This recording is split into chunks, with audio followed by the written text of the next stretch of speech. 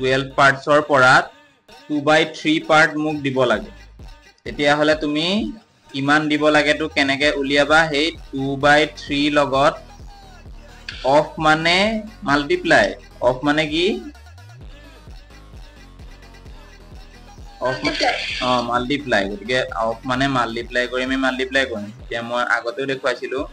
যেতিয়া মাল্টিপ্লাই হৈ থাকে তেতিয়া হলে আমি গোটেই ডাঙৰ চিনটোৰ ওপৰত এই 12 টো লৈ গুচি আহিম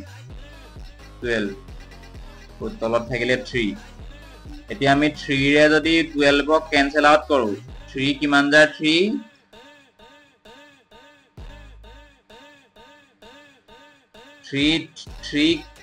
কিমান যাব 3 1 जा 3 और 12 ক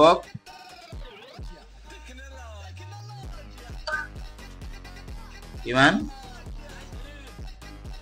4 4 जा তেতিয়ালে ওপৰত কিমান হ'ব তলত